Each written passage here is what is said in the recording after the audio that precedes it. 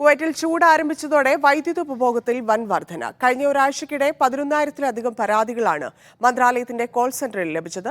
രാജ്യത്തെ സ്വദേശികളും വിദേശികളും പൊതുസുരക്ഷാ നിയമങ്ങൾ പാലിക്കണമെന്ന് അധികൃതർ അറിയിച്ചു.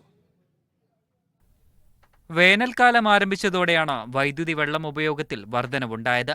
പരാതികൾ സ്വീകരിക്കുന്നതിനായി ഏകീകൃത കോൾ സെന്റർ 24 മണിക്കൂറും പ്രവർത്തിക്കുന്നതായി മുഹമ്മദ് അലാസ്മി പറഞ്ഞു. ആവശ്യത്തിലധികം വൈദ്യുതിയും വെള്ളവും ഉപയോഗിക്കാതിരിക്കണമെന്നും അദ്ദേഹം പറഞ്ഞു. ജൂൺ ആദ്യം മുതൽ തന്നെ താപനിലയിൽ രാജ്യത്ത് വൻ വർധനവാണ് രേഖപ്പെടുത്തുന്നത്. നിലവിൽ പ്രതിദിന വൈദ്യുതി ഉപഭോഗം 15,300 മെഗാവാട്ടിലെത്തിയിട്ടുണ്ട്.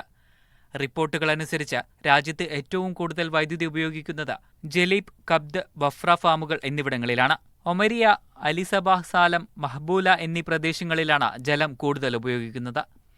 കാലാവസ്ഥാ കേന്ദ്രത്തിന്റെ റിപ്പോർട്ട് അനുസരിച്ച് അടുത്ത ദിവസങ്ങളിൽ അന്തരീക്ഷ താപനില ഉയരുമെന്നാണ് സൂചനകൾ. ഉപഭോഗം ഇതേ രീതിയിൽ തുടർന്നാൽ ഉൽപാദന കേന്ദ്രങ്ങളിലെ സമ്മർദ്ദം ഒഴിവാക്കുന്നതിനും ഊർജ്ജ കാര്യക്ഷമത ഉയർത്തുന്നതിനും കടുത്ത നിയന്ത്രണങ്ങൾ ആവശ്യമായേക്കും. അതിനിടെ അടിയന്തര സഹായങ്ങൾ ആവശ്യമുണ്ടെങ്കിൽ 152 ഹോട്ട്ലൈനിൽ ബന്ധപ്പെടണമെന്നും മന്ത്രാലയത്തിന്റെ ആപ്പ് വഴിയും പരാതികൾ രജിസ്റ്റർ ചെയ്യാമെന്നും അധികൃതർ പറഞ്ഞു. Media 1, Kuwait city.